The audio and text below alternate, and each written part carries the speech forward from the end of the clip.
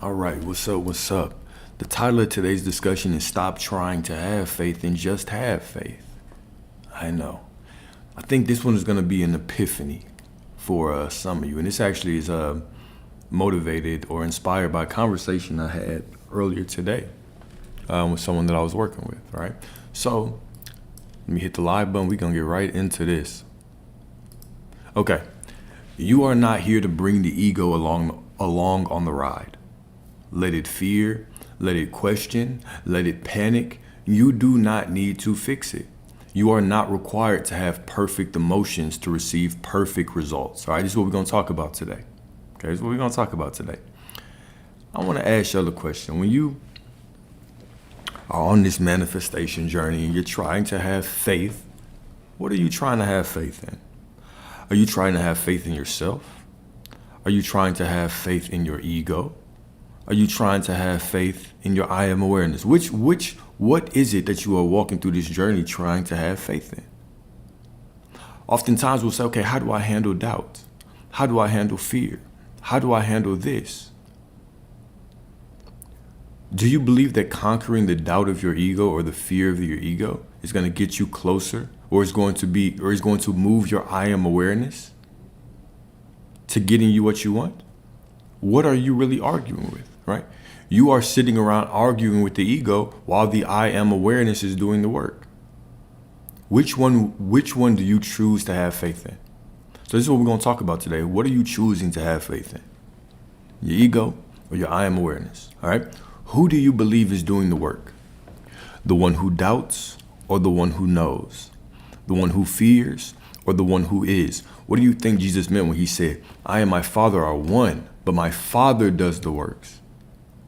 My Father is greater than me. That I am awareness is greater. That awareness of who you are is greater than you. Allow yourself to doubt, but then go back to the truth, right?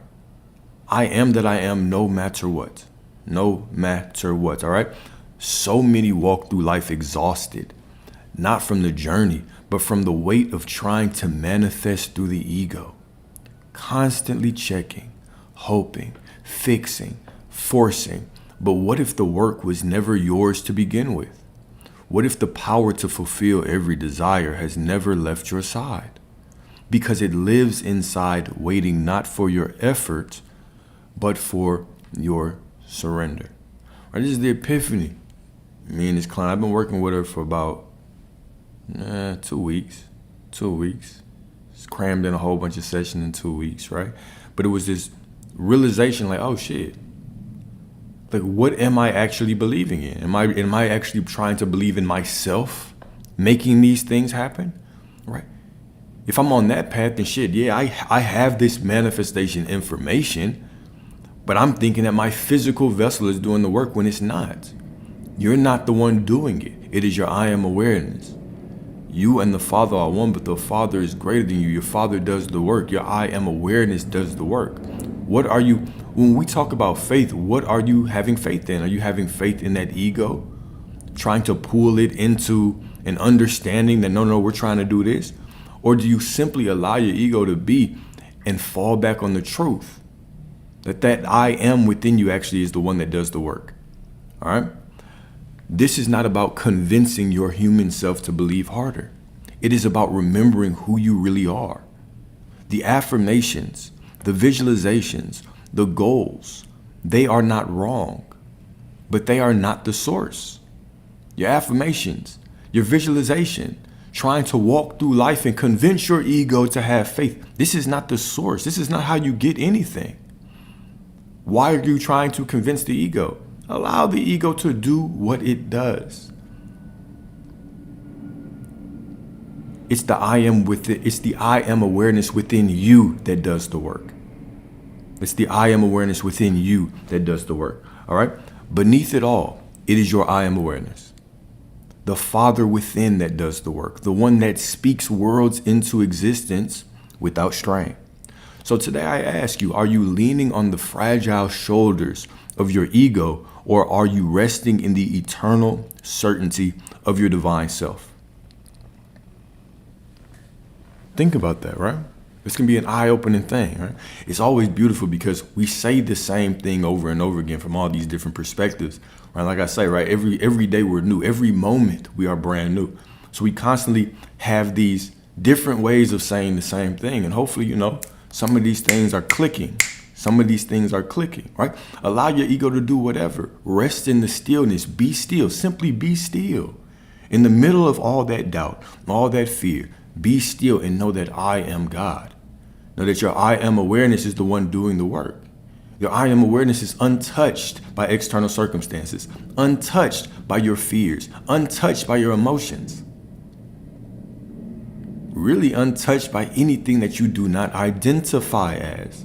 Simply make the choice. Decide this is how it's going to be and allow everything to unfold beautifully.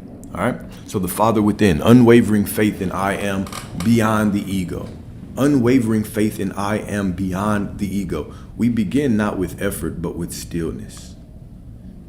We begin this journey into faith, right? Not with effort, right? Stop trying to have faith. Stop trying to convince your ego to have faith and simply have faith in your I am awareness.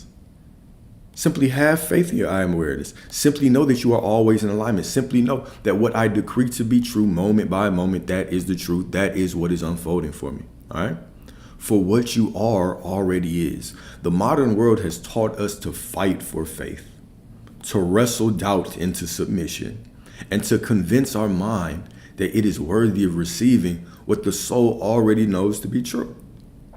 But this is backwards. In truth, your I am awareness, the divine consciousness within, requires no convincing. Your I am awareness does not require the faith of your ego. It requires your knowing, right, that it is your I am awareness that does the work. That's it. It does not require the faith of your ego. It does not require convincing. It doesn't require your repeated affirmations. Why do we do that? Because we believe there's power in it. But we also do that to silence the ego, to give yourself a little bit of ease. But you were hurt the first time. God heard you the first time. Your I am awareness requires no emotional validation. It does not require your feelings. It does not require you to feel good, feel bad. It simply requires you to be still and know that I am God.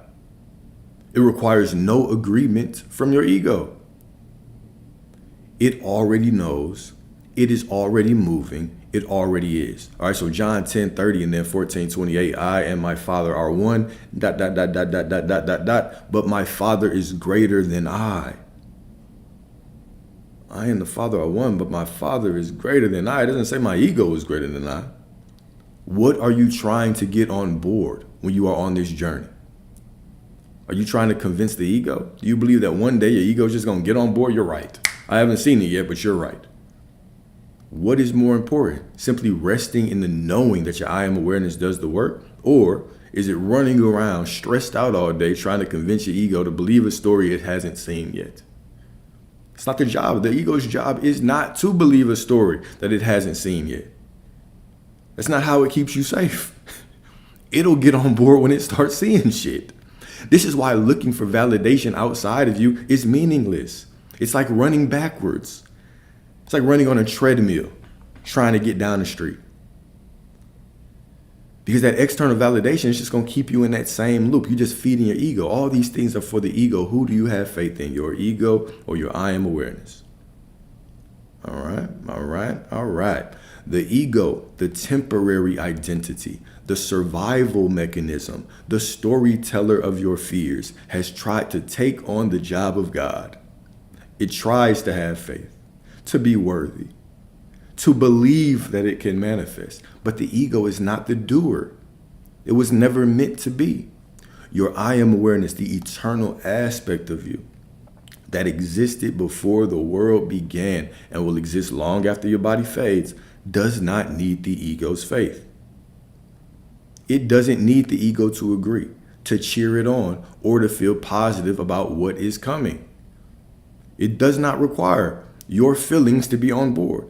It simply requires your knowing that I am no matter what. No matter what I feel, no matter what I see. Why are you wrestling with your ego? trying to create all these rules. Oh, when my ego's on board, then I'll get what I want. After you get a dopamine hit from, reading a book that puts you in a good mindset, hearing a video puts you in a good mindset. And then, of course, life comes around and life slaps you down a little bit sometimes. How are you in those moments? Do you believe you have to wrestle your ego on board just so you can get the life that you desire? Or are you in the knowing that you and the Father are one? You are source. You are the divine. It is your awareness that carries out the unfolding of all these desires. It's not your ego. Your ego is not going out there to create anything for you. It's simply trying to keep you safe moment by moment in your predictable patterns. That is it. Allow it to do its job. Detach from it. Allow it to do its job. You just rest in the stillness that my I am awareness does the work. That divine within me does the work. All right? The ego trembles at the unknown. It clings to logic, to timelines, to doubts. But I am doesn't dwell in time. Your I am does not dwell in time, right? This is why we even talked about that scripture verse, right? Before Abraham was, I am. It doesn't say before Abraham was, I was. It says, I am. Before Abraham was, I am. Before anything that you declare yourself to be, I simply am. It wasn't a statement of time, right? Your awareness does not dwell in time. Time dwells in your awareness. All of these things, right? All of these things that we fixate on, the time frame, right? The deadlines, right? The third party out there, right? All of those things are simply what the ego grasps to. But your ego is not creating. It's just protecting you. But are you identifying with it? Have you began to tell the story that when my ego gets on board fully, then I will get what I want? Hey, the ego, I don't think that's a good rule to have. I don't believe that is a healthy rule for you to have. Well, let the ego be whatever. Who are you having faith in, the ego or your I am awareness? All right. Matthew 6:31-32. Here it is. Matthew 6:31-32. Take no thought saying, what shall we eat? Or what shall we drink? For your heavenly Father knows that you have need of all these things.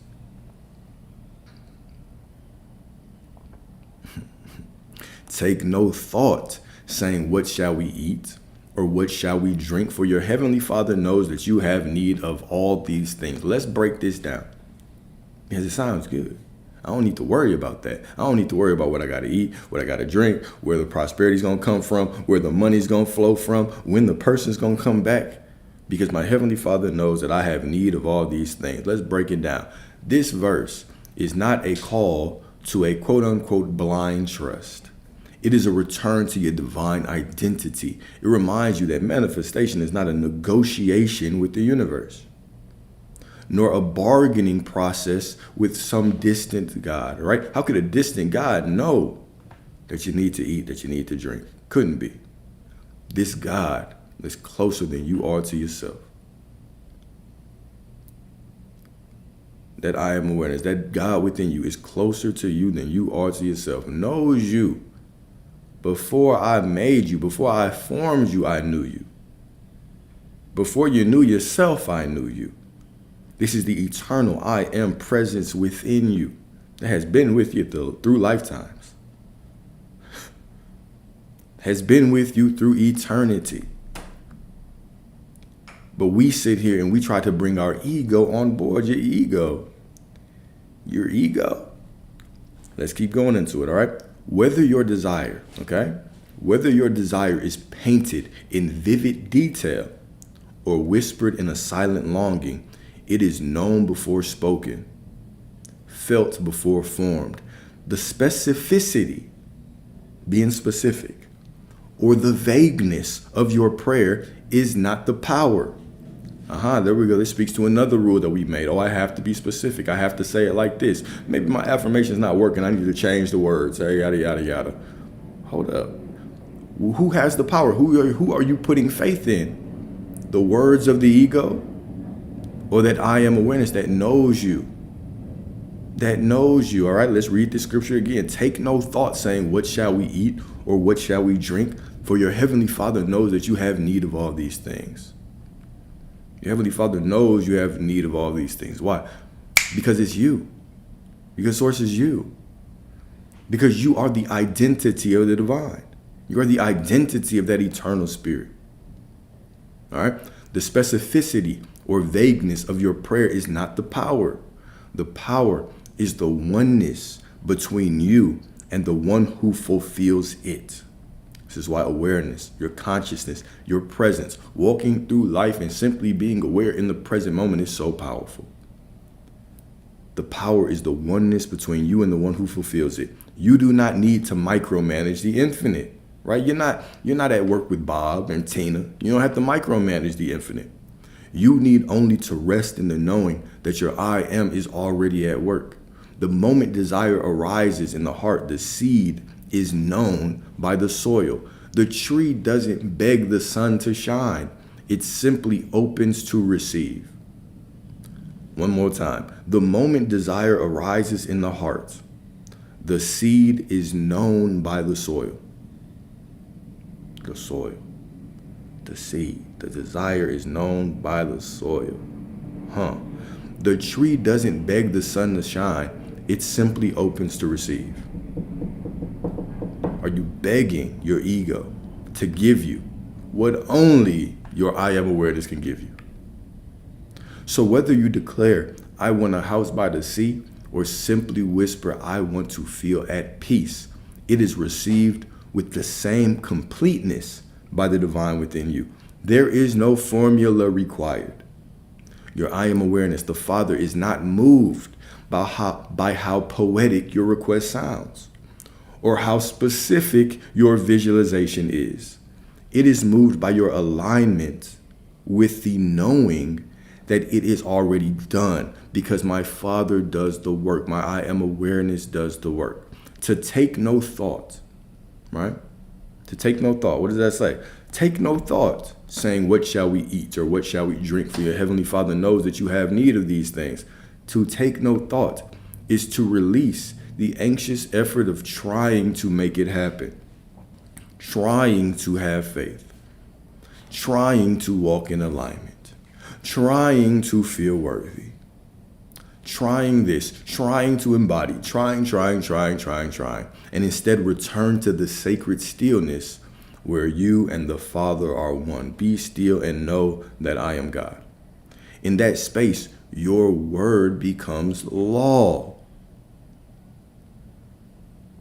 Your desire becomes fulfilled, not because you earned it, but because it was always yours. The moment you can begin to sit within those quote unquote waverings, whatever that means, right? Because even that definition is different from person to person. The moment that you can sit within those moments.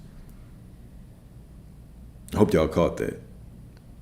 Because you're the one who defines wavering. Therefore, you're making the rule that you are off track. You're the one who defines it. You're the one who says it hasn't shown up. You're the one who says, well, I've been wavering. You're the one who says I haven't been walking in embodiment. You're the one who says that shit. Nobody else tells you that. You are the one who makes those rules, and you create this game where now you're out of alignment. Makes no sense, right? It makes no sense. If you were speaking to yourself and you caught yourself saying, oh, I'm just not in alignment, would it make sense to you? Of course not. If your thoughts create reality, then what you doing? Then what are you doing? All right, now, all right? Not because you earned it, but because it was already yours. When you can sit in that feeling where you think you're wavering, or when you have those contrary thoughts, and you can remind yourself, I don't need to pull my ego on board. I don't need to feel a certain way. My I am awareness is untouched by these things. That source within me, that stillness within me, I am untouched. I am is untouched. The awareness of being, God within you, whatever you want to call it, is untouched by your emotions, your circumstances, unless you are. Unless you make them meaningful. Remind yourself as you're going through those things, right? It's not my ego that's doing the work. I am that I am no matter what. This is why we always add that on the end. No matter what. You're not out of alignment unless you say you are. Unless you say you are. I am that I am no matter what. All right. Doubt is a flicker. Doubt is simply a flicker on the surface of a vast ocean. A storm that tries to distract you from the truth beneath. That I am is always working. You are not here to bring the ego along on the ride. Let it fear. Let it question. Let it panic. You do not need to fix it. You are not required to have perfect emotions to receive perfect results. Stop trying to feel like your manifestation is coming. Stop trying to believe in your affirmations. You are not the one doing it. It is your awareness. It is that God within you doing it. It is that source within you. It is your divine nature doing it. That divine aspect of you that is the Father within, that is the one fulfilling the word. The word. The word is with God. The word is with God, not the feeling is with God. In the beginning was the word. In the beginning was pure awareness, and the word was God, and the word was with God. Now, in the beginning was a feeling. And with the feeling was God. And then the feeling became man. No, the word. What are you decreeing in the middle of that storm? What are you decreeing? All right. So when Jesus healed, he did not sit and debate if he had enough faith. He simply declared, Lazarus, come forth. You ain't heard a story where it said, Jesus, he conjured up a feeling of worthiness and then made a declaration. Even on the cross, right? He cried. Even on the cross. Yeah, I am awareness cried. And guess what? Still made it happen. Yeah, we sit here thinking that because I'm sad, I'm out of alignment, I can't get what I want. When were you told this? By somebody else, by some other human? Okay, let that be their reality. Let that be their reality. Let that be their limitation. Let the nervous system regulation, let that be their limitation. Let the subconscious reprogram, let it be their limitation. It doesn't have to be yours. It's simply a word. Nobody can even prove to you that the subconscious is real. Nobody can prove to you that.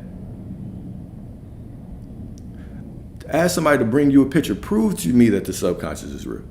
Somebody prove to me. You can't touch it. It's simply a concept. It's simply a story. That's it. You can say, well, the book said this in psychology and yada, yada. Prove it. Show me. You can't show me. You can't look into your mind and find the subconscious. So why are you believing in it?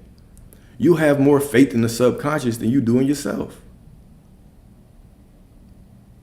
We have more faith in regulating a nervous system than we do with the one who created this vessel, this universe. Where are you placing your faith? Where are you placing your faith? All right, so part 3, let the ego do what it does. You stand in knowing. Let the mind race. Let the body feel. Let the emotions rise and fall. Do not identify with them. You are the awareness behind it all. You are not your fear. You are the one watching fear. This goes back to what we were saying, right? You are not fear. You are the one watching fear. You are not doubt. You are the one watching doubt, right? Take away your past story. Strip yourself of your memories. What are you? Define yourself. Observe the room you are in and observe it with no thought.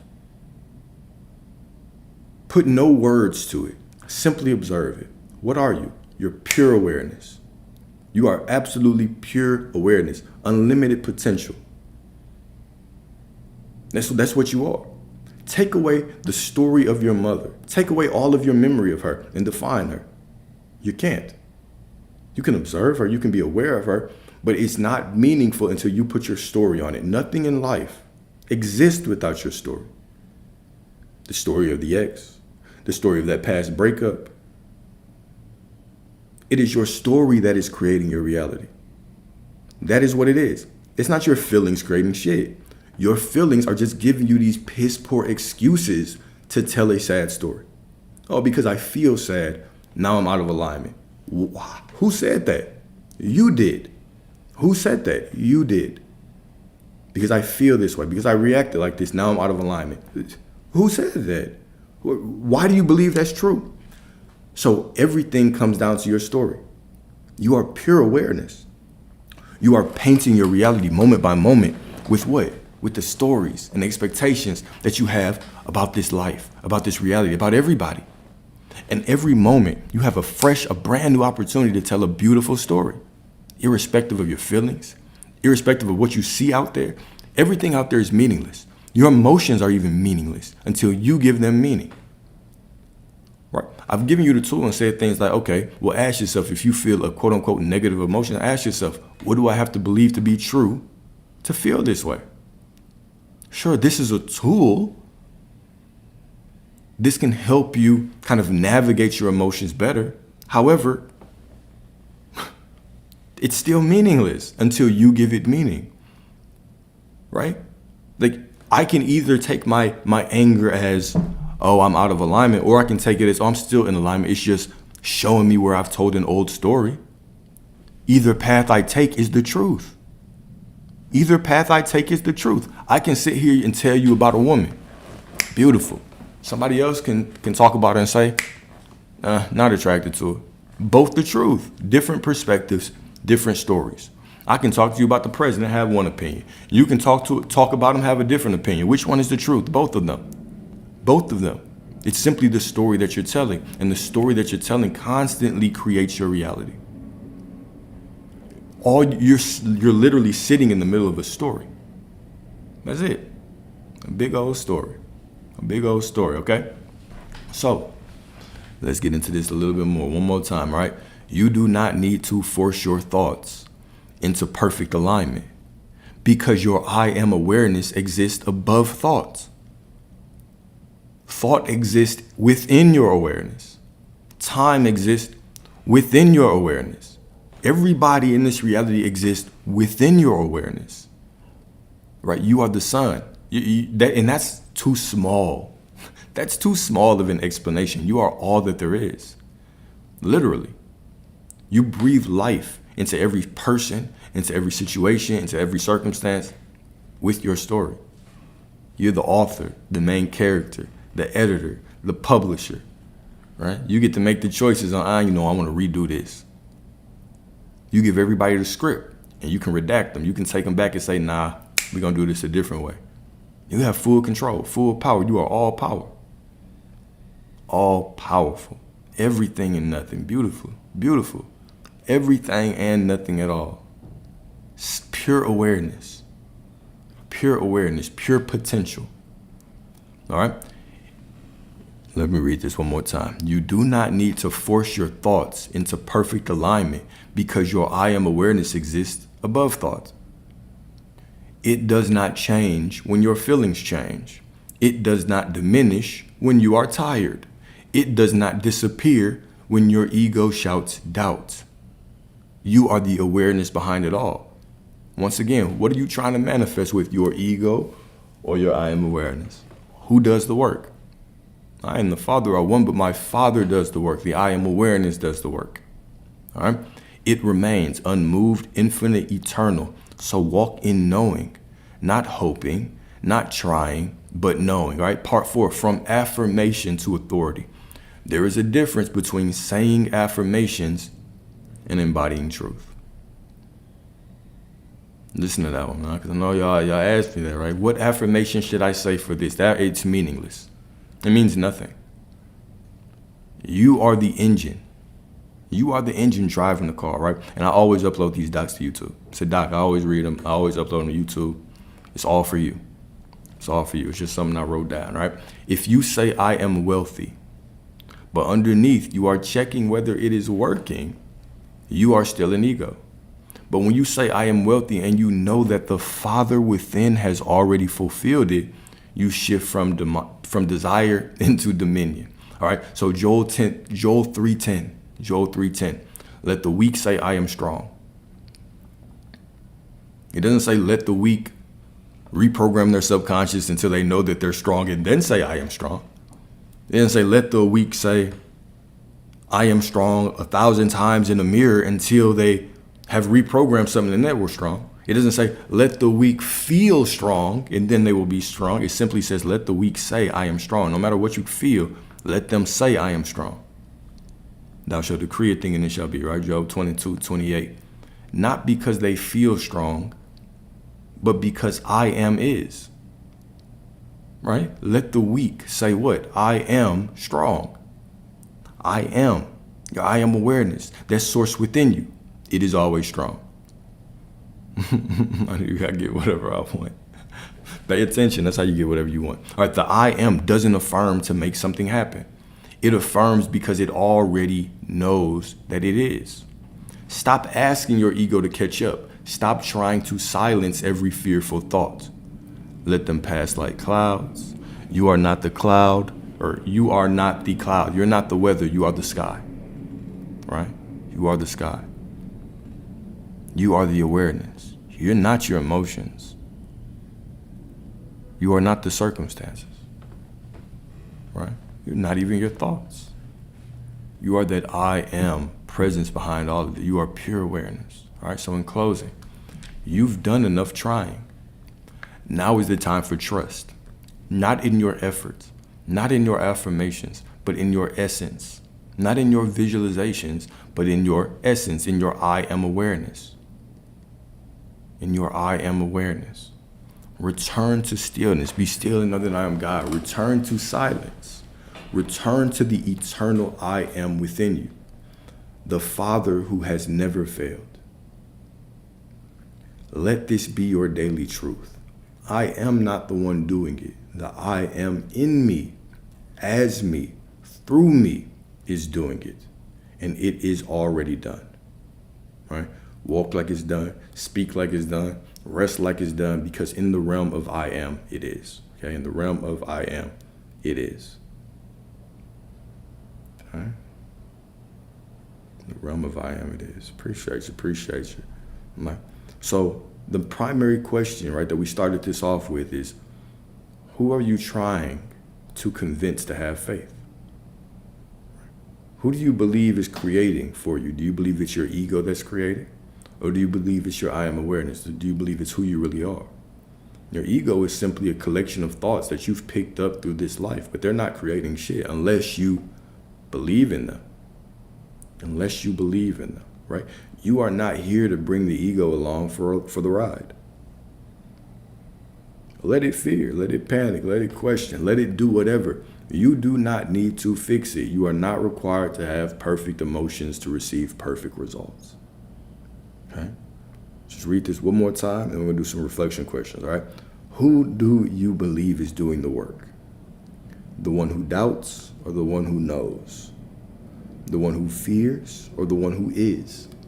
So many of us walk through life exhausted, not from the journey, but from the weight of trying to manifest through the ego, constantly checking, hoping, fixing, and forcing. But what if the work was never yours to begin with? What if the power to fulfill every desire has never left your side because it lives inside, waiting not for your efforts, but for your surrender? Be still and know that I am God, right? This is not about convincing your human self to believe harder.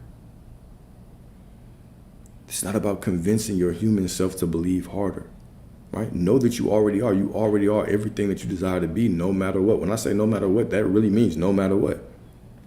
This is not about convincing your human self to believe harder. It is about remembering who you really are. You are not the ego. You are not that. You are pure awareness. You are the divine. You are the identity of God. Stop identifying with your ego and identify with who you really are. The affirmations, the visualizations, the goals, all those things, they are not wrong, but they are not source. Beneath it all is your I am awareness, the Father within that does the work, the one that speaks worlds into existence without strain. This is why it specifically says that be still and know that I am God. Be still. Your effort is meaningless to Source. You are already worthy no matter what. You're sitting here playing this tug of war battle with your ego. Let it do whatever. You simply rest in the knowing that your ego doesn't do the work. It doesn't say that, right? It doesn't say I and the Father are one, but the ego does the work. I and the Father are one. The Father does the work. The Father is greater than I, right? The one that speaks worlds into existence without strain, right? So I ask you, are you leaning on the fragile shoulders of your ego, or are you resting in the eternal certainty of your divine self? What are you doing? What are you doing, all right? So I got a letter. Oh, actually, before the letter, let's do the reflection questions. Question number one. What am I still trying to force the ego to believe instead of resting in the I am's knowing? Okay. Is there something, that you desire that you're still trying to make your ego have more faith or feel better about it? Instead of simply knowing that because I've declared it, because I've already said that I am it, the Father's already doing the work. And I can rest in that knowing. I can simply be still and know that I am God. Right? What am I still trying to force the ego to believe? Right? Even trying to force your ego to believe something, you're making a declaration that you don't believe that you're worthy for it right now. You don't need to convince at all. You simply have to remind yourself when it comes up, I already have it because my Father's doing the work. Right? I already have it. My Father's doing the work. All right, number two, what fears or doubts have I been taking personally instead of letting them pass like weather? What fears or doubts have you been taking personally, giving them power, believing that they mean that you're out of alignment, believing that they mean that you're not on that straight path anymore? Nothing can stop what that God within you has already put in motion. Nothing can stop it. Maybe that should be your affirmation. Nothing can stop what your I am awareness has already put in motion, right? So what fears, what doubts have I been taking personally instead of letting them pass like weather? What's up? Number three, where in my life can I stop doing and start knowing, right? Stop trying to have faith. Stop trying to bring your ego on board and simply know that your I am awareness is the one doing the work. That your greater self is the one doing the work. All right? Your ego's not doing the work. Your ego's just here to keep you safe in the moment. You don't have to identify with it. You don't have to identify with it, right? So 3 again, where in my life can I stop doing and start knowing? Powerful, all right? So here's a letter to yourself. So read this as a letter to yourself, all right? Cool. My beloved self, I know you have wrestled with doubt, tried to convince the mirror it was God. I know you've stood in the storm of your emotions, gripping onto hope, trying to believe enough, feel enough, be enough to make the unseen come forth. But I want you to hear me now. You no longer have to carry the burden of doing. You never had to. There is a power within you that has always known the way. It has never questioned your worth. It has never doubted your destiny. It is your I am awareness, the still, eternal essence that speaks not from fear, but from truth. And from this moment forward, you no longer need your ego to believe. Let the third dimensional self doubt. Let it panic, let it pace, let it cry. But you will know. You will rest in the divine knowing that your Father within does the work, that it is already done in spirit. And only time is catching up to what is eternal. You no longer need to beg the world to hold you, because I hold you now. You don't need anyone to finally see you, because I see you now. I see the one who tried so hard to be perfect, the one who whispered affirmations through clenched teeth, the one who wanted to trust so badly, but secretly feared it was all in vain. I forgive you for all the ways you reached out for love in places that could never give it. I forgive you for the nights you collapsed, exhausted from trying to have more faith. You were never wrong for wanting to be saved, but now you know the Savior lives within you and has never left. You are not your doubt. You are not your fear. You are not your temporary emotions. You are the awareness behind it all. You are the open sky, vast, still, eternal, while the ego storms pass beneath. From now on, let the waves rise and fall, but you will remain anchored in the truth. I am is doing the work. So stop asking yourself, am I doing enough? Do I believe enough? Is it working? It was never up to you. Not the you the world sees. Not the version of you that struggles to feel aligned. The doing has always been in the hands of the divine. And now so are you. Walk boldly. Not in effort, but in knowing. Not in ego, but in essence. Not in fear, but in faith. Not in yourself, but in the one who breathes through you. You are not alone. You were never unworthy. You were simply remembering, and now you are home. Right? And now you are home. And now you are home. All right? So now we got some affirmations. And yes, a lot of what I talked about is based on Neville Goddard, for sure. Absolutely. Law of assumption. All right, number 1. I no longer strive to believe. I rest in the truth that my I am already knows. I appreciate y'all. And as y'all always know, these documents are yours. They are yours, right? So right when we get off of this, I upload them to YouTube. You get all the affirmations, you get all the letters, do with them, whatever, right? You can download them, you can change them up, you can make them cater specific to you. You can make a paper airplane out of them, right? You can do whatever, they're for you. Right? I do those for y'all, all right? So number 2, the Father within me sees, hears, and fulfills every desire without delay or doubt.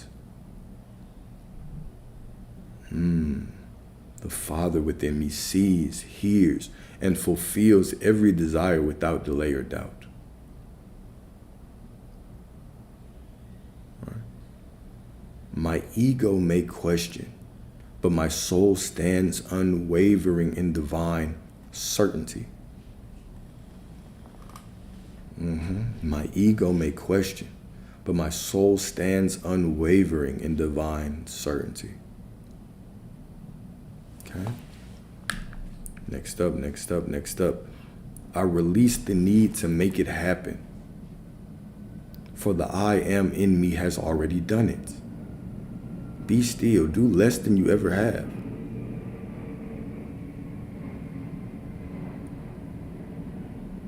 Let that sit. Be still, do less than you ever have.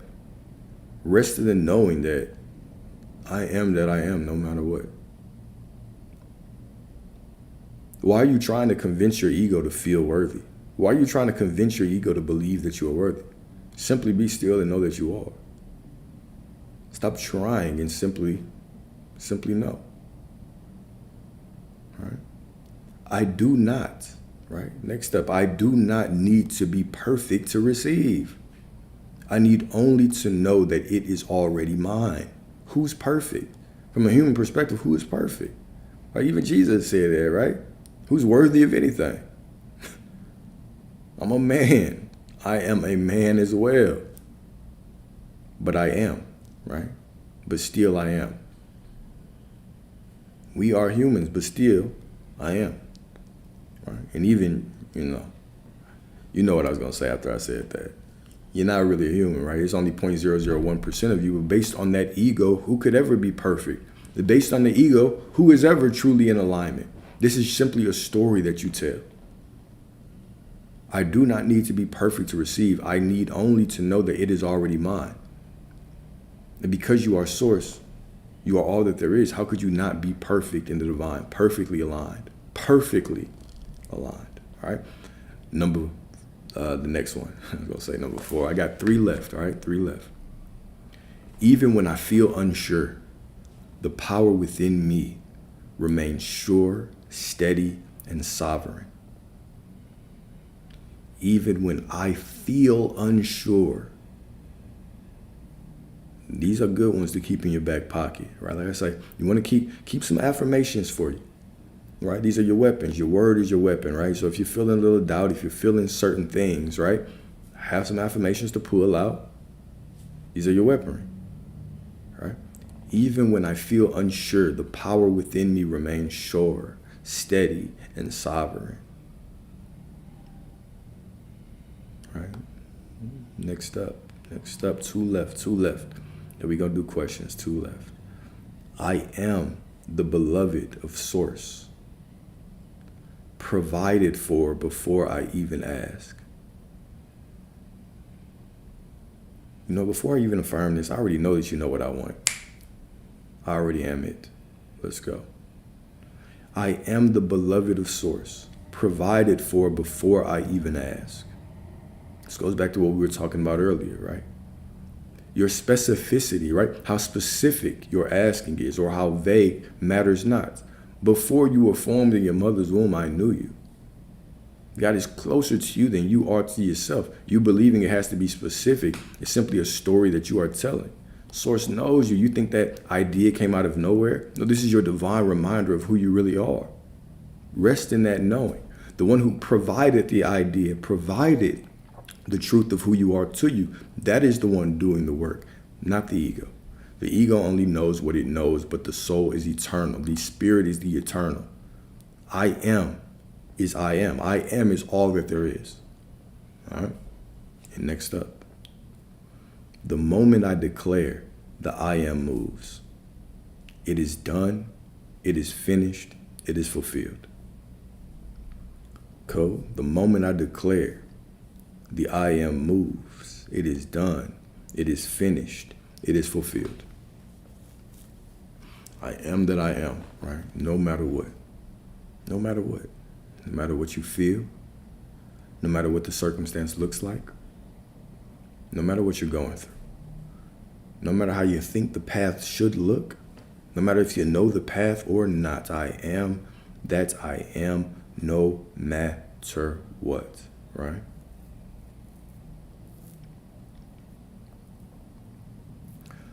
How does a conscious creator create something? Shit.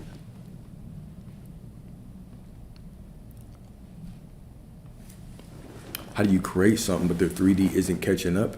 How do they handle it? Well, I mean, I would ask, why do we believe that the 3D is not catching up? That's what I would ask them.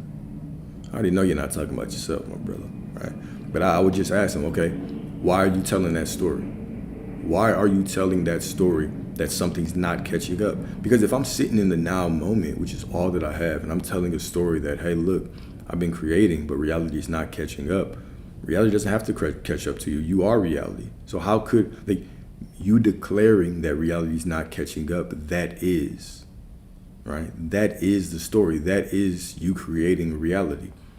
So one of the things that I'll say, right, is if you are visualizing, this is how powerful of a creator you are. Let's say that you're visualizing to receive something because you want something, so you've been visualizing it.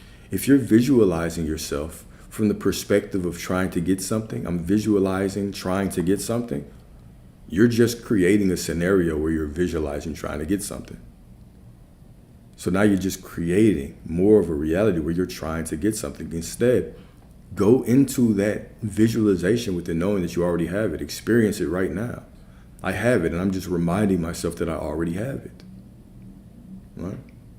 Reminding myself that I already have it. So this is why the present moment is so profoundly beautiful. It's the only moment that exists, right? So what I decree or what I'm declaring myself to be right now, that is all that there is, right? So we've talked about why we use the term I am, right? And I saw my brother ask that question earlier. That was, is saying I am that important? Well, you're always saying I am, right? I am is simply a statement of who you are. I am is the name of source. It's invoking the divine within you. So consciously and unconsciously, I'm always saying I am. So let's give an example. Let's say that we're saying, man, shit doesn't work out for me. That's an I am statement. It's saying I am a person that things don't work out for. That's what it's saying, right? If I say these women ain't shit, I'm saying I am a person who only receives this type of woman, right? We're always making these declarations, whether it is conscious or not. So you're always invoking God's name within you, directly or indirectly, right? Certain teachers will say you want to say I am because it's the present moment. That's half of the truth. That's why I wanted to talk about that. That's half of it, sure. The other half is simply I am is your divine name. It is I am. You are pure awareness, right? Like the question I was asking. If you take away your memories, who are you? You're pure awareness. Define the situation that you're in without words. You could just be aware of it, right? Define who you are without words. You're nothing. Like you're pure awareness. You're everything and nothing. Everything and nothing. Therefore, even if I told you to erase your memories of your mother, now define her. You can only define that thing by the stories that you tell, right? So you're always decreeing things. Your entire life is simply made of declarations of who you are. You're saying, I am this, I am that all the time. So it's not truly important to walk around understand or saying it. It is a very powerful thing to invoke because it unlocks a vibration within you. Just saying I am. You feel a certain type, or you feel it in your heart. I am. Like it's a powerful thing because you are invoking your true name. But you also have to remember, it doesn't take you off the hook just because you're not using it. Oh, because I didn't say I am, it doesn't count. I can only say I am. You're always, every word that you speak, every thought, we're always affirming, we're always praying. Me complaining is a affirmation, right? Me thinking is an affirmation. You're always affirming, right? The way you take care of yourself is an affirmation. It's all an affirmation. So it's so that's important to know. That is important to know, right? I am that I am, no matter what, no matter what. But that's the end of this lecture, or discussion, whatever y'all want to call it. Any questions? Do I get the documents from screen printing? Oh, no. So right when I end this, I'll upload it. I'll share the Google Doc so you can pull it off. Matter of fact, I can do it right now. You got me. I can do it right now.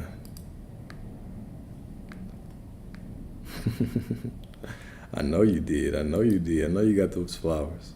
What was your process? What was your process? I asked you that because I know somebody's going to ask that. Matter of fact, you should join in. You should join and talk about it.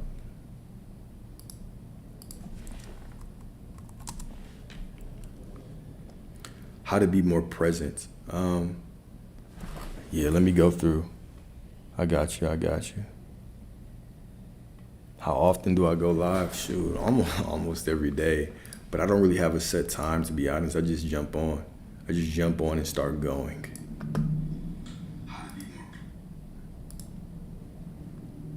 And I'm uploading this now.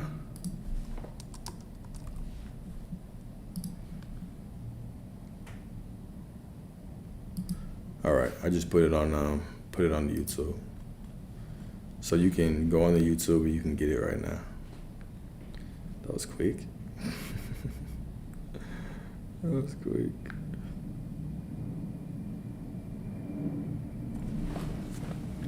And any thoughts on strongholds? When you say strongholds, do you mean something that it could be potentially holding me back?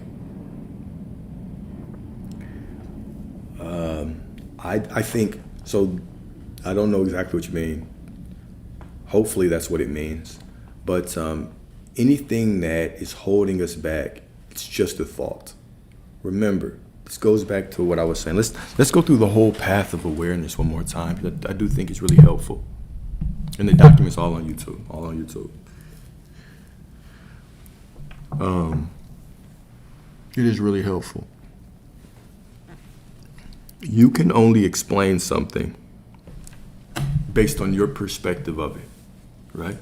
So if right now you had amnesia, you lost all recollection of your mother, right? You would have no way to explain her.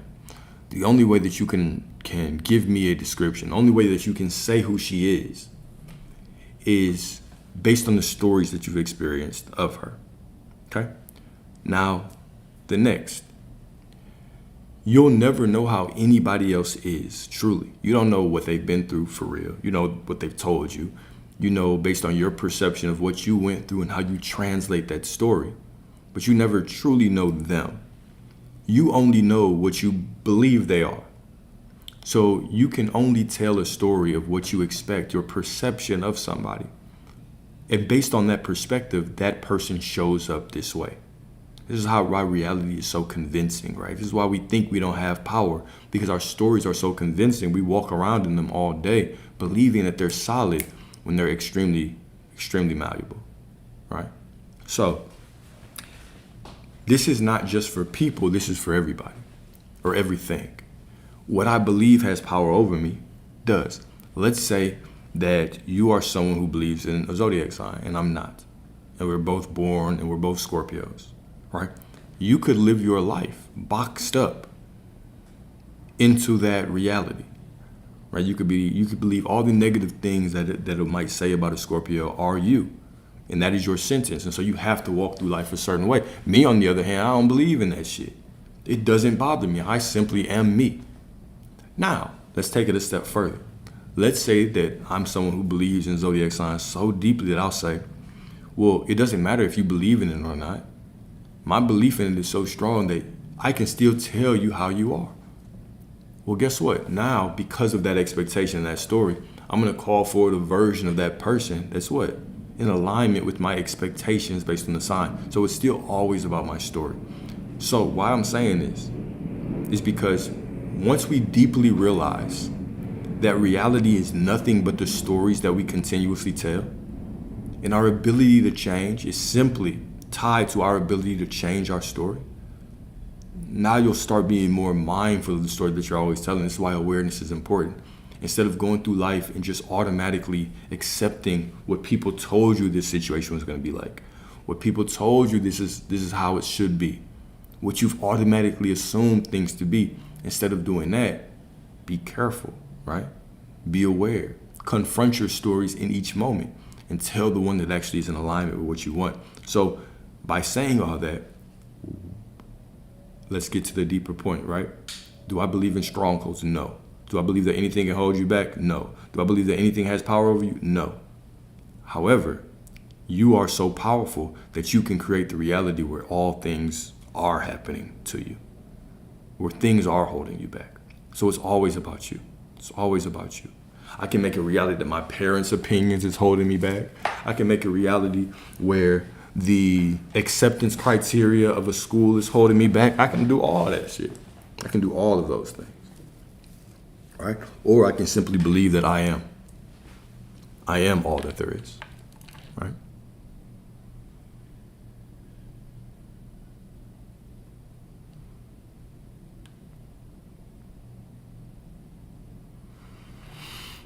Exactly.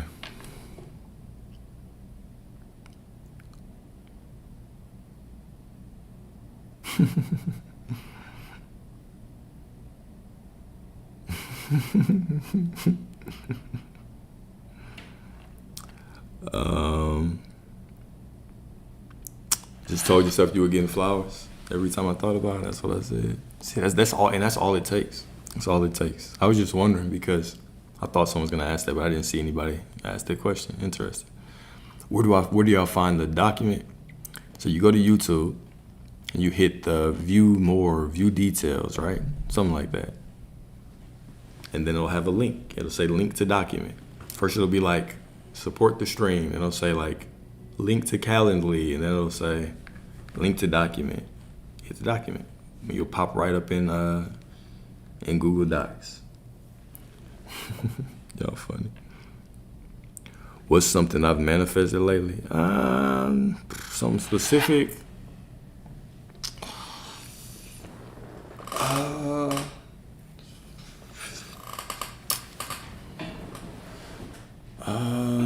Last weekend, manifested a drink. That's about it. That's the last thing that I really intentionally manifested was a drink at the bar. A woman buying me a drink. But I always tell y'all that, right? I always give two exercises. If I start working with somebody, I'll give them one of two assignments. If it's a woman, I'll have you manifest flowers. If it's a dude, I'll have you manifest that a woman get you a drink. Because those things are, for a man walking into a bar or walking into a restaurant or going anywhere and having a woman buy you a drink it'll open your eyes to like, oh shit, that doesn't really happen. How often does that happen to the average man? Right? But you can make it happen. And it's something that's small that you might not care about that much. So there's not that much resistance. It just shows you how powerful you are. But I do it just because I enjoy conversations.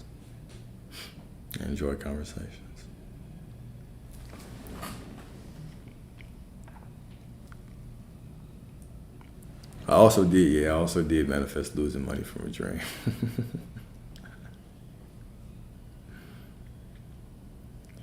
What are y'all looking up exactly?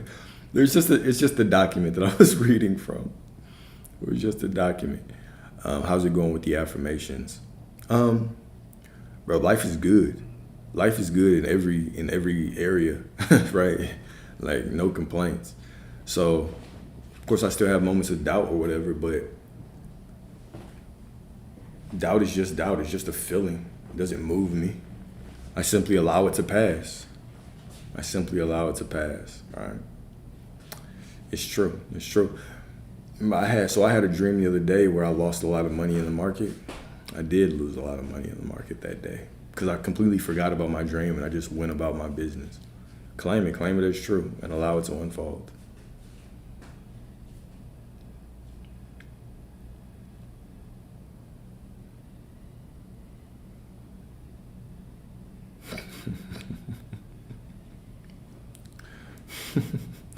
The YouTube channel is a science, Alexander Dwayne. But there's a link tree in the bio. There's a link tree in my TikTok, Instagram bio, and it has the actual YouTube link in it. So if you just go to that bio, you hit the link tree, it'll take you right to YouTube. See, and kind of in dream world, right, you're not really in a very resistant state. So yeah, you're powerful, right? Take your dreams as truth. Start looking at your dreams as truth and see what happens. Because you can create a lot. So when you have dreams about somebody, you wake up and all of a sudden they've called you all night. So every time I have a dream about a woman, here she comes. I'm like, damn, here you come. I already know.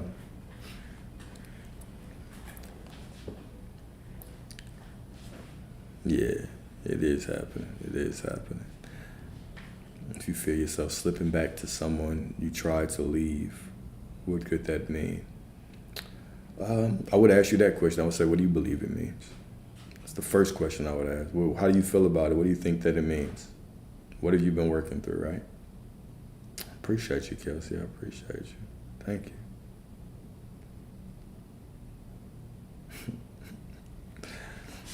I still experience it with plenty of women. I don't believe in watching explicit sites. I don't believe that I'm in watching them. I also practice retention, right? I practiced retention for a while, and I always used to talk about retention. But I don't believe that most men should be releasing all the time, right? Often. I would say maximum like once a month. Maybe once every 2 weeks. And because sex is not supposed to be that accessible. It's not supposed to be that accessible to you. It's something that you should have to meet a woman, entertain her, connect, and then actually get in the bed with her, right? All the instant gratification, it does fry your brain, right? It does fry your brain.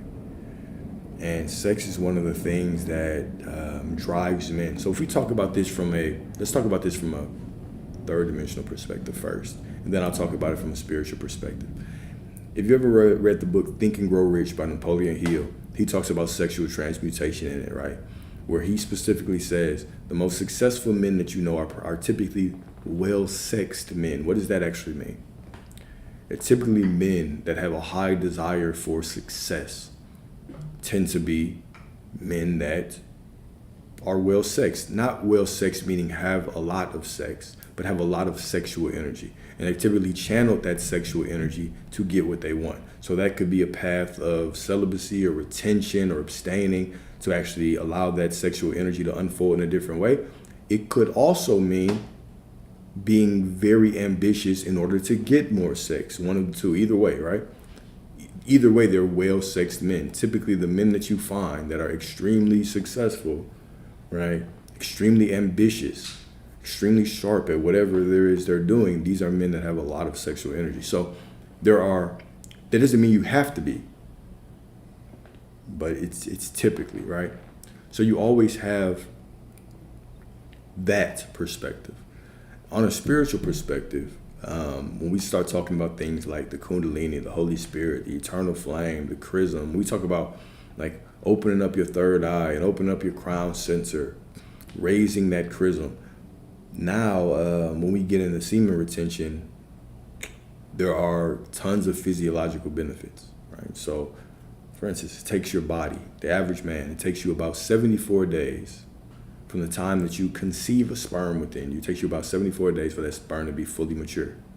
After that 74 days, it drops in your nuts, in your testicles, right? It stays there for about 15 days. Then your body actually starts to break it down, recycle it throughout your body, right? So most men aren't even in a state where their body is in homeostasis or their sperm is fully mature. Their body's not in homeostasis. And if your body's not in homeostasis, since your body's one of its primary objectives as this physical vessel is to pass on genes, well, it's going to go into overdrive. It's going to go into overdrive to continuously try to produce more sexual energy, right? And this is even why, let's say you've been releasing for a long time. Let's say for the last 10 years, you were introduced to the sites young, and you've been spilling it on the socks, right? You've been terrorizing all your t-shirts and your socks in the crib. So now, let's say you go a week, 2 weeks, 3 weeks without releasing, you're gonna feel a lot of energy. You're gonna probably feel like tense, like you're gonna wanna fight more, you're gonna just be a little bit more motivated. Why is that? It's because your body is still constantly in that state of creating more sexual energy, right? It's constantly creating more sexual energy, okay? So that's why I'll typically say, okay, if you wanna go down this path of retention, bare minimum, at least do 90 days. Because after 90 days, you'll probably hit a more calm state. It'll be more maintainable with you or for you. Because now your body is in homeostasis, because once your body starts to actually break down that energy from within you, okay, now that energy can be redistributed throughout 2 different areas, right? 2 different things. So that's important. Now, when you combine that with things like fasting, right? Like imagine this, the average human is a slave to their sexual desires, right? So you're always watching these explicit sites. So your body's not in homeostasis there at all in the first place. Now, number 2, let's say that you are constantly eating shitty foods. And so different foods require different times to break down, right? Like fruits take like 2-3 hours or 2 to 4 hours, I believe. Vegetables might take like 6 to 8 hours to be broken down. But once you get to like meat, carbs, things like that, especially processed foods, you're talking about like in the 10s, like 16 hours to break down. So your body is constantly using all of its energy to break down food, constantly using all of its energy to what? To build up your sexual energy. Your body's not really in homeostasis. Your body's not really in homeostasis. So you're not even utilizing your vessels to the fullest of its capacity. And then we can talk about how energy can be pointed to other things from a metaphysical perspective. Cool, we can talk about that. But we can also talk about how about allowing, right, your body to actually be at rest when you sleep, so your soul can leave your body. Well, it doesn't really leave your body, because your soul's not in your body. Your body is in your soul, in your spirit, right? So for your soul to actually travel through different realms and get lessons and communicate with other souls and, help you out, well, your body's just always trying to get back into homeostasis, so you're missing out on a lot of things, right? Now, so yeah, that's what I think about retention. I think it's important. I think it's important for a lot of reasons. From a physical perspective, it's important because you want your body in homeostasis, you want to feel good, you want to have energy, but also, right, you don't want to be a slave to your lust. You don't want to be a guy in a relationship that's, your woman is holding sex from you, or she's like using it like a carrot, like using you and, rewarding you.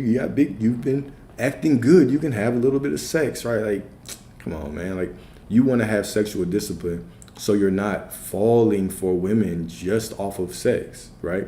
You want to choose somebody that actually wants to be with you, and then you also want to be disciplined enough to where, let's say something happens. We see people that end up throwing away their families, right? Losing careers. We just saw a dude, right? That video of the dude, the CEO, right? Hugged up with his side piece you don't want to be that guy. Even though, like, whether it's right or wrong that happened, I mean, right or wrong is perception, right? I don't really care to debate what's right or wrong, but like, you don't want to be in a situation like that and like lose out on your family because, you know what I'm saying? You're out here poking the HR lead, like, right? Like, so you want to have discipline around your sexual habits. Now, I'm not going to advocate for monogamy, polygamy. I'm not going to even advocate for faithfulness necessarily, right? But what I will say is this. You do want to walk in your truth. You do want to walk in your truth. Whether you think it's right or wrong, that's up to you. You want to be able to walk in your truth unapologetically. You want to be able to, whether you want to entertain multiple women or one, you want to be able to be honest with all of them. And when you are too led by your sexuality, right, by your lust, it's difficult for you to be like, hey, look, this is what I want. Take it or leave it. You could be approaching women from a state of lack, where you're like, I do want to tell her the truth, but I don't want to miss out on this, right? Like, you're already starting off sad. So you want to have control of your sexual energy, of your lust. And the one way to know that is go a long period of time without releasing. I'm not talking about just not having sex. I'm talking about not releasing at all, not edging, none of that. Like, not releasing, right? Take that power back and then start being bougie with your sexual energy, right? Like, a woman should have to earn. She should have to earn the vibranium pipe, man. Like, you don't just pass out the rod of steel for nothing, the magic stick for nothing. Like, what do I gain from this? How does my life get better from this? What do you bring in my life from this, right? So many times we think that that's the only benefit of fronted sex. Like, nah. Like, a lot of things that I don't want could happen from sex, so I might as well be gaining something from this situation, right? Because, I mean, that's what women do.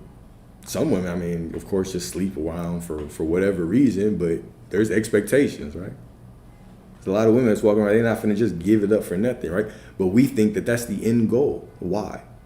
What are you even getting out of that? Just losing your energy, creating a tie with somebody you don't even want, right? Why? Right? So, this shit is important, man. It's important for every man to at least, once in their life, at least go 90 days. Go 90 days. Open up your mind, right?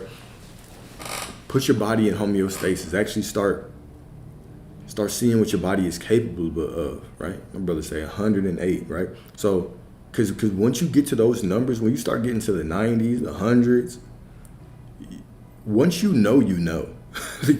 When you know, you know. I mean, it's just like the reality creation space. It's just like this manifesting space. When you know, you know. Like, nobody can tell you to prove it. You have to prove it to yourself. And once you go down that path and you see what your body's capable of, You see how it changes your mind. You even look at women different. You look at things that, like instant gratification, you look at that differently. If you can tame your lust, that dragon within you, what can you not tame as a man? As most men, they'll say like, oh yeah, I can do it. Okay, do it then. Do it. Don't touch yourself. Don't release. Don't enter a woman. Don't do any of that for 90 days. Because that testosterone is real. Walking around with all this testosterone, like it's something that, so to be honest, it's something that women will never understand. Women will never understand, like how it feels to walk around with all this energy all the time, with those hormones going crazy. They might understand why they're ovulating, but we're ovulating all the time. We're in that state 24/7. So when you can conquer that, when you can conquer that demon or that dragon, not even a demon, when you can conquer that dragon within you, you're gonna look at life different, right? Even those things that you've been putting off in your life, right? Because that is a path of delayed gratification, right? That retention, yeah, y'all deal with hormones. I'm talking about sexual energy. I'm talking about testosterone. I'm talking about, I get it. Y'all deal with hormones for sure. I'm not taking that away from you. But it's different. It is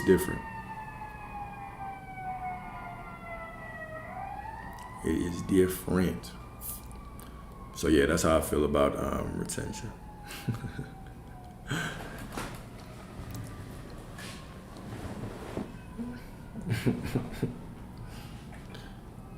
I mean, how many times have you dealt with a man and you try to give him something, he turns you down? It's probably rare for women, right? Y'all don't probably go through that very much. Y'all probably do not go through that very much, right? You just touch him, he's ready, because he's always ready. So it's just the difference between men and women. Why is that?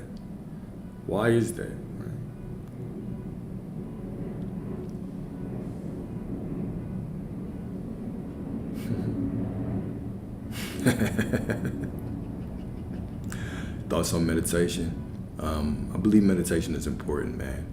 I think it's important for a lot of reasons. I think we can get into some metaphysical benefits in a second, but from a purely physical perspective, meditation is going to increase your ability to surrender, to stay present as you go through life, and your presence, your awareness is extremely important.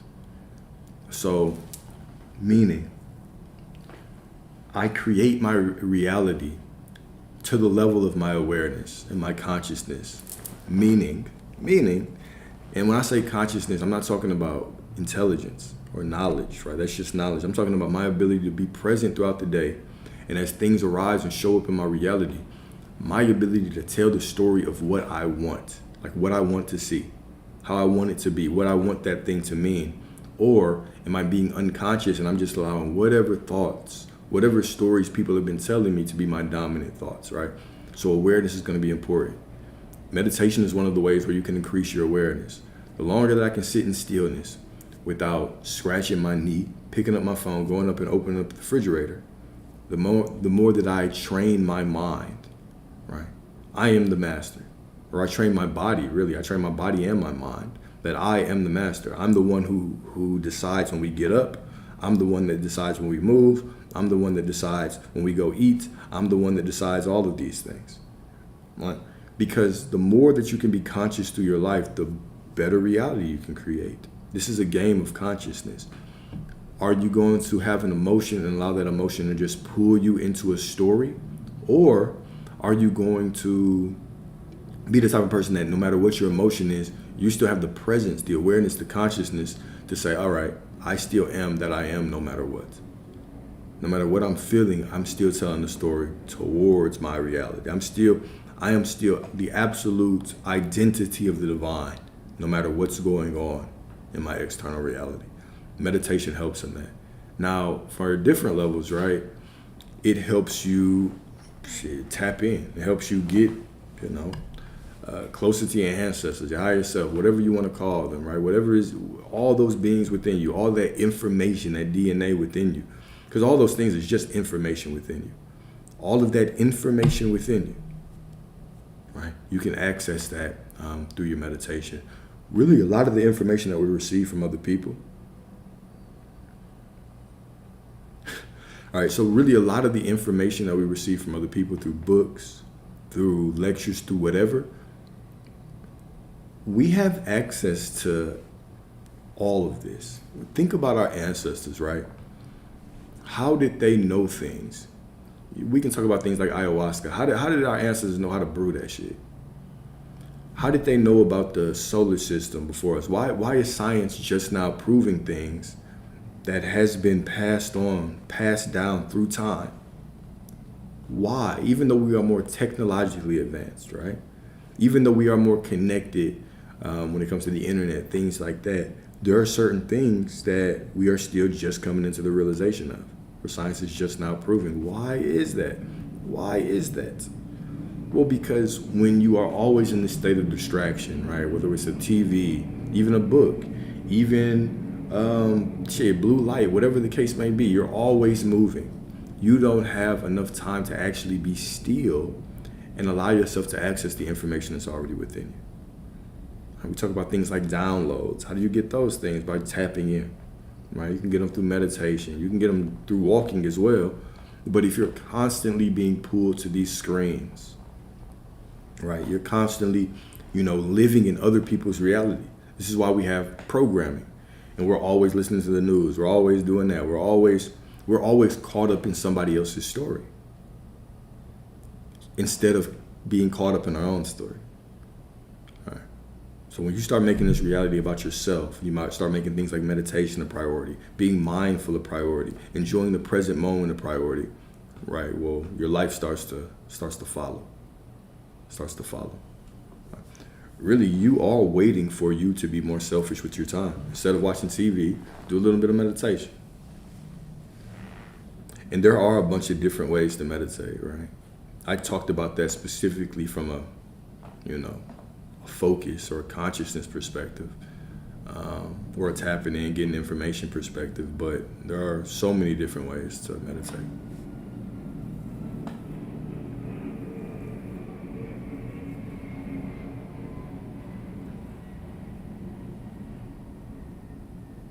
Yeah, right. The more that you are yourself, the more gifts are presented to you. The more that you actually walk as your authentic self. When we say that, when we're like, oh, well, authenticity is the highest vibration, what does that mean? What does authenticity really mean, right? Because on one hand, it's just being yourself, right? It's just natural. Authentic self is simply natural. But what takes away from authenticity? Having too many voices in your head can surely do that, right? Right? If you're constantly caught up in other people's story, whether it's a story of sports, a story of politics, a story of your church, a story of whatever, when we're always caught in other people's stories, well, shit. We're always caught in other people's music, right? One of the things I used to always recommend is having a silent day. Like taking a day once a week, once a month, right? And turning everything off. No phone, no TV, no book, no conversations, like nobody else, just you and your thoughts all day. One of the things you're gonna realize pretty quickly is that a lot of your thoughts aren't yours. You might start reciting song lyrics, you might start reciting something, or you might constantly be thinking about people outside of you, right? And it can really cause you to start thinking about, damn, how much of my mental capacity is spent thinking about other people and how much is actually spent thinking about myself, about what I want. If my thoughts create reality and all I'm doing is being a soundboard for everybody else, then what am I creating, right? If all I'm doing is walking around and repeating what I heard from the news, what I heard from here, what I heard from school, what I heard from work, if all I'm doing is that, then what's going on here? What's going on? What am I creating? So it's an exercise that can kind of pull you back into yourself, can pull you back into yourself. All right. Yeah, when I say tell the story, I mean consciously create. Tell the story of what you want. As you're walking through life, be mindful of how you describe things, right? Because every story that you tell is simply an affirmation.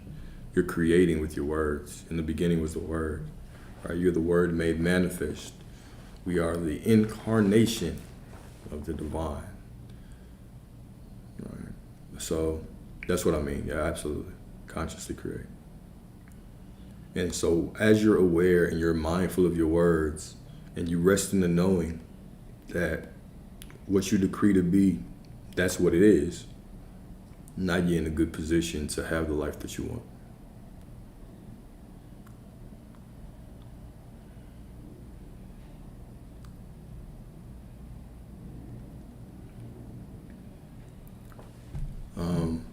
How do I live in the end or be in the present moment? Well, when I say live in the end, right, I don't mean walk around believing that I have all this money 24/7, right? I mean, when I say live in the end, I mean, whenever you go to that subject in your mind, declare that it's already done. Know that it's already done. Know that it's already done. Therefore, everything that I'm experiencing right now simply is the unfolding of it. And if that's the case, if it's already done, now I can simply walk through life and enjoy every moment, right? So, yeah, when we think about it literally, it's going to be very difficult to live in the end and be in the present moment at the same time. You can only be in the present moment, right? So when I say go to the end and stay there, I'm saying go to the end of the story. Declare what you already have it, right? You already have it. It's already done. And when it's already done, right? Once it's already done, now everything must be added to you, right? Everything must be the unfolding of it.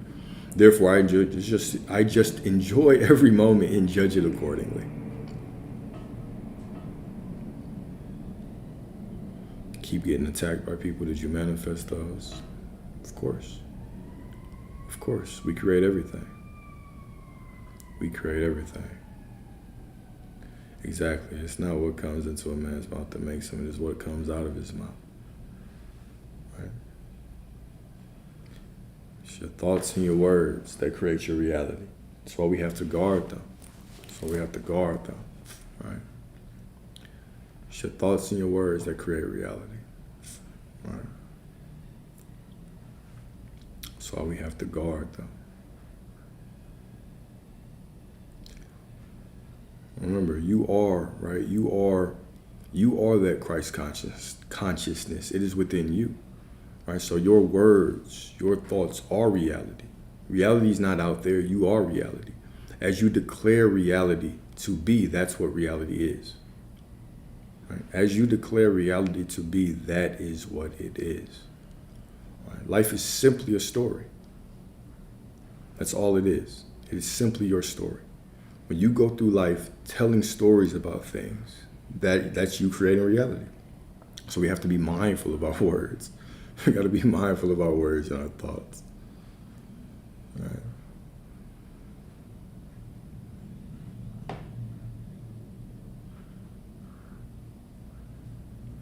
When it comes to visualization and living in the end, I find it takes me out the present moment. How?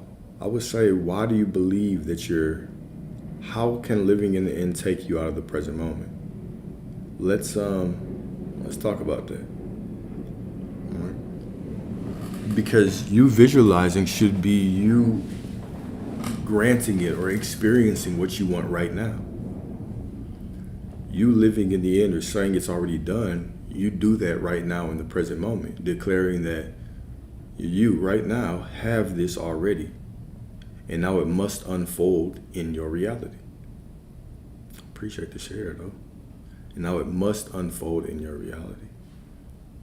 So I would like to know what you mean by it takes you out the present moment. Are you looking at the visualization or the living in the end as work? Like you have to walk around in the constant belief that you are, in the end, like you're Like your desire is already here? If you're not shy, go on and hit that join. And we can talk about it. Because I'm curious. And I think that, I can help. Oh, shoot. I said that, but I'm not even looking at the thing for the request. My bad. Y'all could have been requesting. I'm tripping. I'm not even looking at it. But if y'all doing a request up, you can. If y'all got any questions, you want to talk.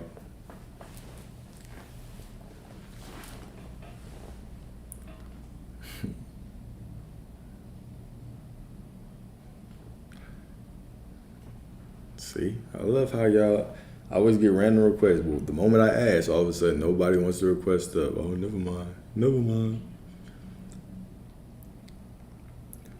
Oh, yeah, for sure. I have internal thoughts. Absolutely. Absolutely. But I do live my life trying to be in flow state, right? That's why I like doing things like these streams. Because once you start having these discussions, you're just in flow state. So I'm not really thinking much. I'm just allowing whatever to flow through me. Just allowing spirit to flow through me. But I would say, when we say things like the idle mind is the devil's workshop, what we actually mean by that is when you're not trying to do a lot of things and stay in that flow state, well, then it's going to be very difficult, or it'll be very easy for those intrusive thoughts to start slipping in. And you can start telling the story of what you don't want to experience. But when you are enjoying every moment and you're trying to make your life as fulfilling as possible, like doing the things that you want to do, well, shoot, there we go. That always helps me. That always helps me. Right.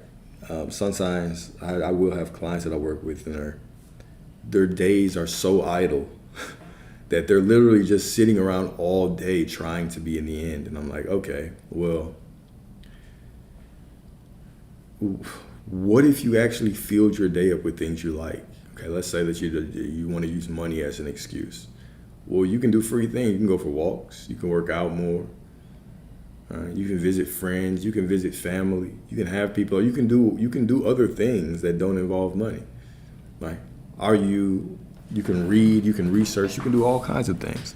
So when we start filling up our life with things that actually feel fulfilling, well, now we're not always sitting around trying to quote unquote be in the end.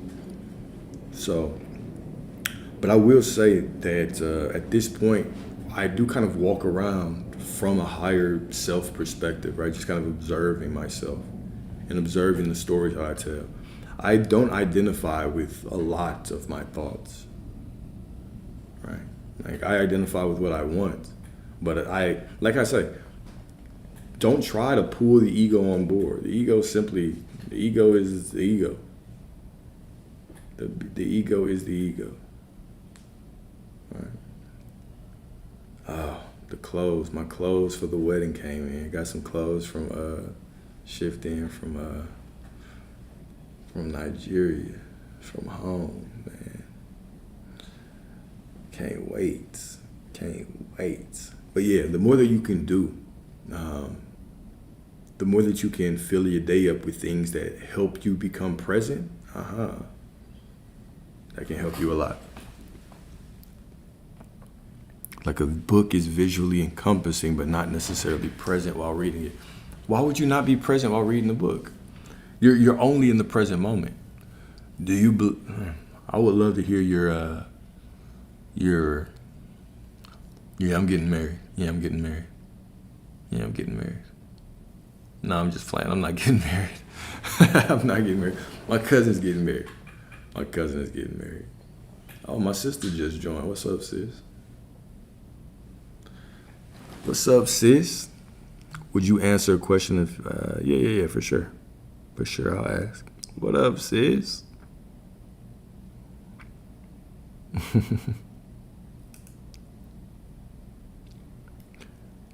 But no, I'm not getting married. So even though everything inside is one, you don't have to embrace your thoughts. Absolutely not. Absolutely not. We go our whole life identifying with every thought, and then, or being taught to identify with every thought, being taught that we are our body, we are our thoughts, but we're not. You're much greater than that, right? Your thoughts are just a story. You are the timeless awareness behind those thoughts. So as those thoughts come up and as those thoughts flow, you have the option of identifying with them, right? So let's say that I feel doubt right now, and I just been tripping for a little bit, and all of a sudden, thoughts of doubt start flooding in. I have the choice to say, damn, all right, I'm doubting, so that means things aren't going to unfold for me.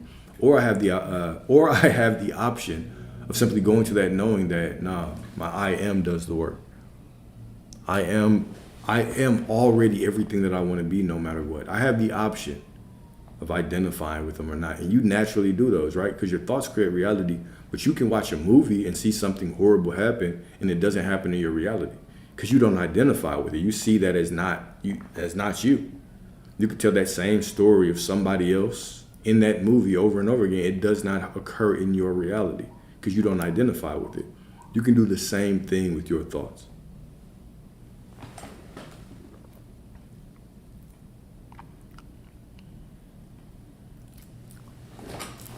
If I find myself not present while reading, I have to read the pages. I got you. Okay, I get you. That makes sense. That makes sense. That makes sense.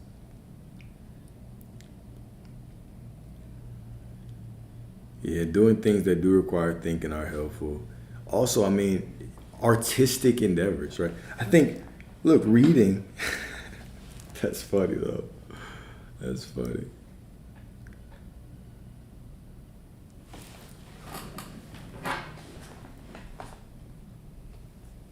Dang.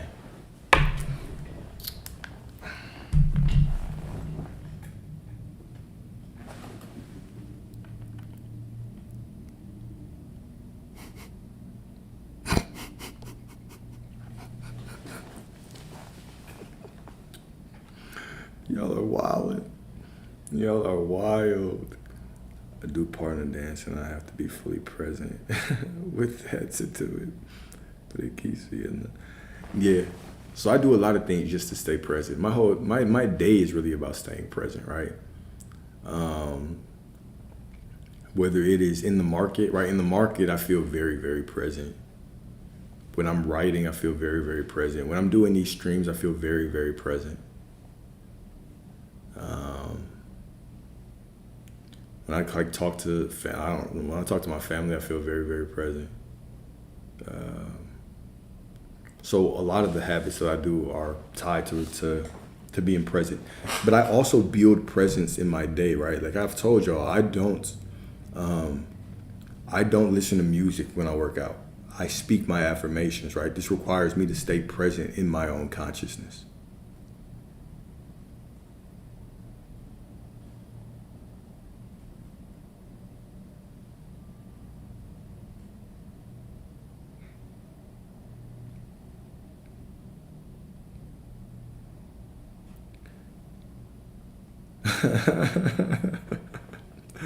I appreciate you. But even Neville, right, he was like, when I speak of feeling, I'm not speaking of emotions. I'm speaking about the knowing that it's all working out, right? Yeah, you can be present and listening to music. Absolutely. How do y'all defining present? Present just means you're present. You're in this moment.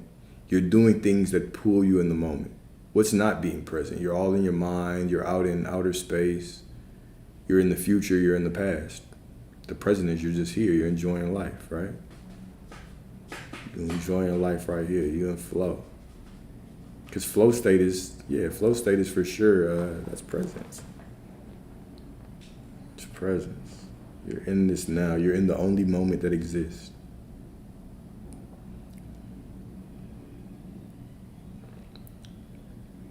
It's an EDM.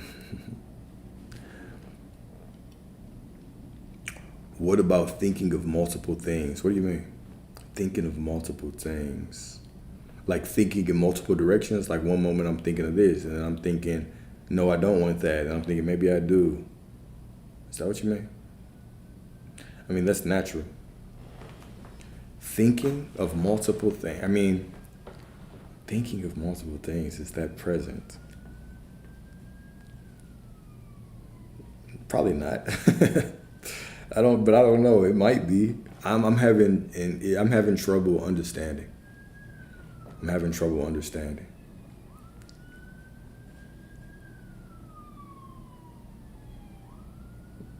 All right, Mimi said no. Sorry, that's all. I trust y'all. I trust y'all. So when y'all answer each other, I trust y'all, and I move on.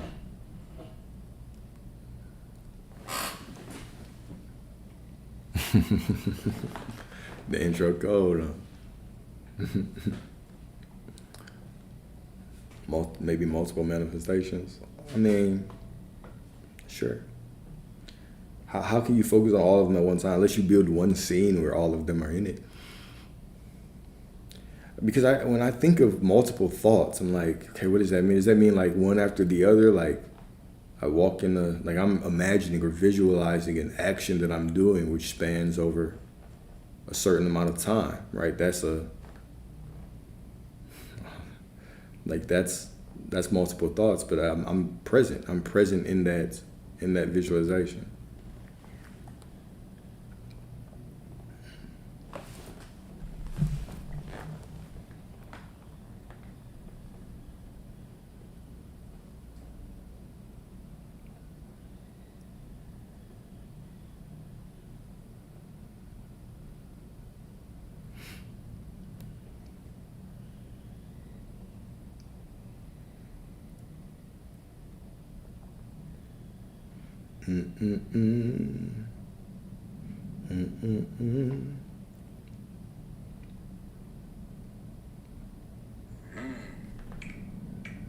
Dang, let me have that volume on.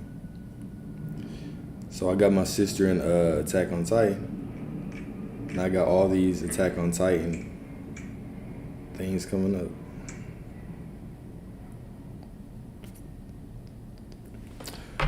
Assuming multitasking, I would say multitasking is not being present. I would say it's not being present. I would say so. I would say it's not. There's the confirmation. Mimi said no again. There's the confirmation. Appreciate you. Presence, right? Presence. Anyways, y'all got any other questions? The Impersonal Way by Joseph Bond. I've never heard of it. Let's look it up.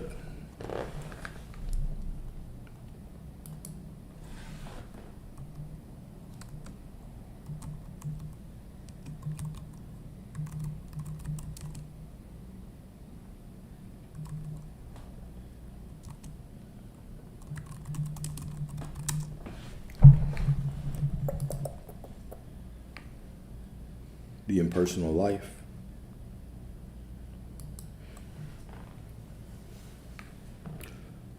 Talk about money a little bit, of course. What about money? How much I love it. I do love it. I do love it. Do I believe we should focus on one thing at a time? Nah. I think that's a limitation that you make yourself, right? You can focus on as many of them as you want. Because you only have to say it once, right? What is even focusing on it? That would be me implying that I have to do some work or I have to focus on it for over a period of time for me to even receive something. Right? The moment you say it, right? God heard you the first time. God heard you the first time. So you can focus on as many of them as you want, knowing that the moment that you decide, right, that I am awareness within you is the one that goes and does the work. And my thoughts on Dr. Joe, I love Dr. Joe. One of the first books I read before I knew anything about manifestation was Breaking the Habit of Being Yourself by Dr. Joe Dispenza. So it helped me out tremendously. Isn't the love of money the root of all evil? Yeah, if you believe in evil, it might be. I don't believe in evil. I don't believe in good and bad and right and wrong and evil and all those things. Of course, from a human perception, I have an idea of what those things might mean and what they are to me, right? But that would be me believing in evil would be me believing in two powers, and there's only one. There's only source. There's only the divine. There's only all that there is. There can't be all that there is and another power, right? There's only God. So, no, I don't believe that. It's the root of all evil. I believe that right now, if I wanted to do good and I wanted to help other people and give them more money, I couldn't do it if I was broke as well. So it puts me in a position to actually do better by people. Yeah. I've read about, I love Florence Scovel Shinn, man. I thoroughly enjoy her. She's the one that really kind of got me into affirmations more. But the game of life and how to play it, I've read that countless times. But why I do the affirmations, she's what got me into writing powerful affirmations for myself. So once I started that, shoot, I've been on that journey.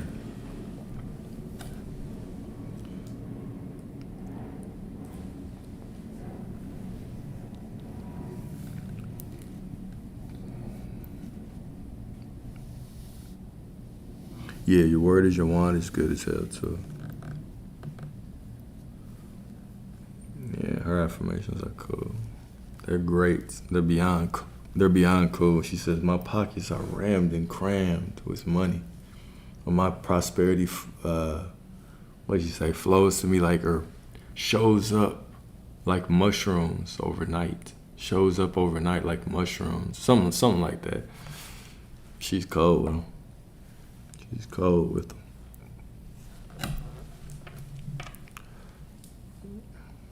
So how often do I affirm? Consciously, in the morning I do. I write them out. And then I also speak them on here. And when I'm doing my workouts, like if I go for a walk, if I go for a run, if I go work out, I say affirmations instead of listening to music, right? So I affirm pretty often, but remember, every word that you speak, every thought that you think, you're always affirming, right? Not just when you make the conscious decision to start saying what you want, but every word is an affirmation. The way that you walk through life is an affirmation, right? Your silence is an affirmation. The silent stillness and the knowing that I am no matter what, that is an affirmation, right? So it's all an affirmation. Don't think that you're only creating when you're consciously saying something. Don't think that you are only creating, when you are deciding to affirm. You always are. You always are. You're always affirming.